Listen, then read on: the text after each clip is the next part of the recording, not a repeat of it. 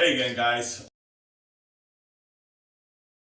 We're back here with our cabinet and counter project. We've got all the counters cut and ready to go as far as setting on the cabinets. Now we're getting ready to do our cutout for our sink. So if you remember in the previous video, the goal was to center this faucet on this part of the window here, so when you're looking at it, it's all nice and centered like it's supposed to be.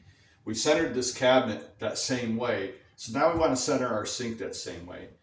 If it's too heavy for you to hold by yourself, use two people. This one's actually kind of good and light. I'll do it by myself, but there's nothing wrong with asking someone for help. So you take this guy right here, you're going to take the whole side and you're going to put it towards your window. Now, before you do this too, you're marking on this tape the center line. That's absolutely important. So on this center piece of tape, you're going to put your center line. And the reason you're going to do that is you're going to take this sink, you're going to put it right in there like that, and you're going to line the center of that hole up with that center line back there. This is absolutely critical to getting that faucet centered on that, and also to make sure that your sink is going to sit inside this cabinet proper and not be left and right. We don't want to have any issues. Now, this counter, a lot of counters are going to be a little bit longer than this, which gives you kind of room to move forward and back with your sink. Right here, we do not have a whole heck of a lot of room with this counter to move this out this way. So that's also why we're tight to the back here. This is fine because what will happen is this sink will sit in nice and easy, tight to the back here. I kind of like that because then whoever is using the sink doesn't have to worry about keep cleaning out this crack back here. But that's my preference on that. You might think of it a different way. Also because we chose a little more low profile counter. And then now we're going to go ahead and use a pen to outline this so that way we can see it on this perimeter here. Pen's nice, it's sharp, it can get in there and it won't mess up the side of your sink there. I wouldn't use a permanent marker or anything that's going to be permanent on this. It's going to be really difficult to get off the side of the sink.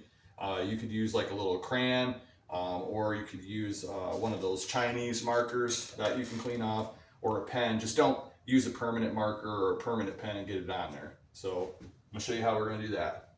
So first we're going to get up here to where our trace line starts. We're just going to take our pen, go around the outside perimeter, and I would hold the top of your sink so it doesn't move on you while you're putting this line down. Okay, so we got around there. And make sure you get this pen into that circle, the radius on the back there, so that way it follows that contour the way that you really want it to. And this is going to be important for a reason I'm about to show you. So maybe go over it one more time so that way you can see it well enough. Okay, so we're good there. Now, before we finish that too, it may be a good idea while you already got the sink up here to go on ahead and look at where your holes are. Those all look good. It looks like if we set it in this way, it'll set fine in the back. That's fine. So everything looks good there. So now we can take the sink and we can move that right out the way. This is a very important part. You do not want to cut that main line. What you want to do is you want to come in a 1/4 inch off that line, and you're going to make a new trace that's going to follow the same contour, the same line, but a 1/4 inch in from your line.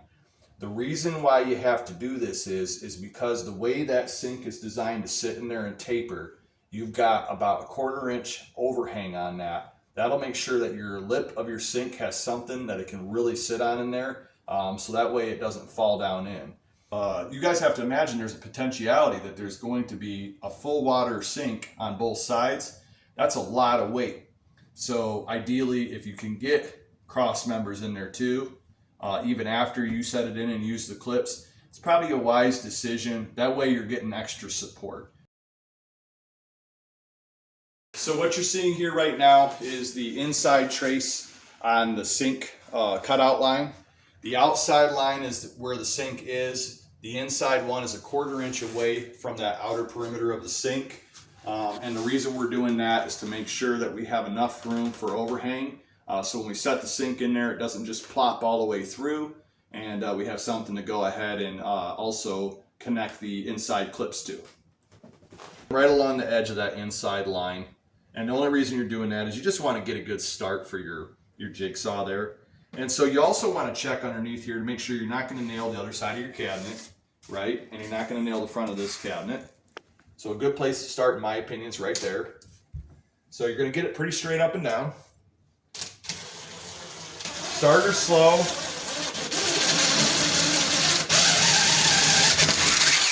And just get yourself a hole through.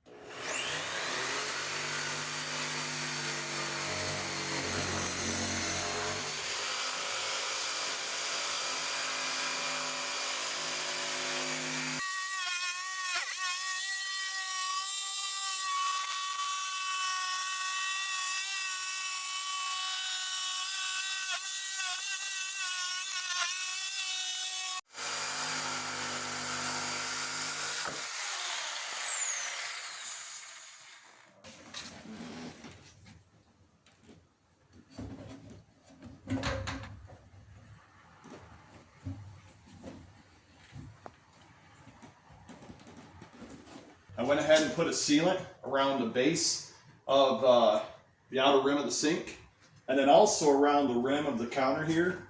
I went with a darker sealant to match the counter there, because this sink doesn't sit all the way tight. We have areas where it's popping up a little bit because of how it was stamped. So this will make sure that it fills in all those gaps, nobody will notice them, and it'll still be waterproof. So we're going to go ahead and pop it in.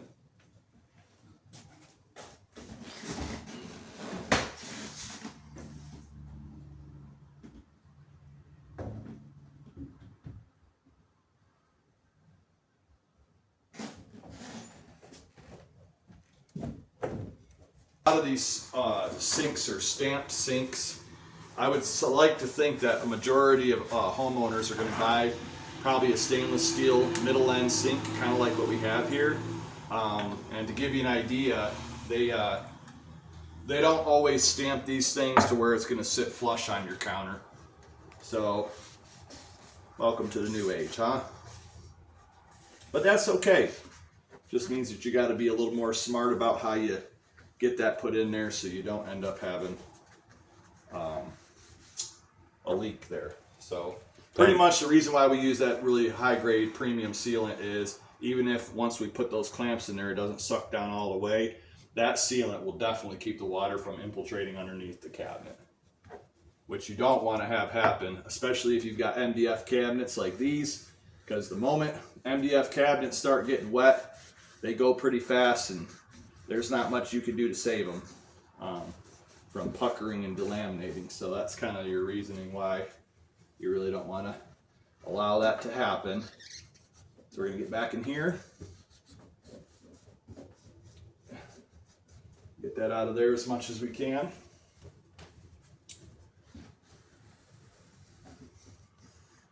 And once again, that chocolate brown color, even if it does have a little bit remaining in there, surely no one's going to really notice that, and it's going to look, in my mind, a lot less obvious than if you use clear or white. Clear, if it's going to be poking out in places, eventually it'll yellow and it'll look kind of gnarly, almost like gelatin sitting in there. Where this this stuff right here, boy, it'll look good for years to come, and I don't think anybody's really going to notice it back there. So that's kind of another reasoning for why maybe we get it in there like that. So we're just going to keep working that out of there until we're happy. Got a little bit right there and there. Now we're set to go ahead and put the clips in the bottom. We would show you how to put the clips in the bottom, but unfortunately there's no real good way to get that on camera. There are a lot of really good videos online that do show how to put those clips in and that. But just to give you an idea, they're just, you screw down a screw into the clip and then it'll tighten it down. Is that clip right there? Mm-hmm. One of these clips just like this. A screw goes in the slot underneath the sink. You set this in there like that. You'll put the screw up in there, and as you cinch that screw down, it'll tighten this thing back down to the counter as much as it possibly can, considering that these are just little brass clips. So we're going to do our best to see if we can't get it down tighter. Either way, we got a really nice positive seal thanks to the sealant that we put in there, and we'll show you what we got in the end.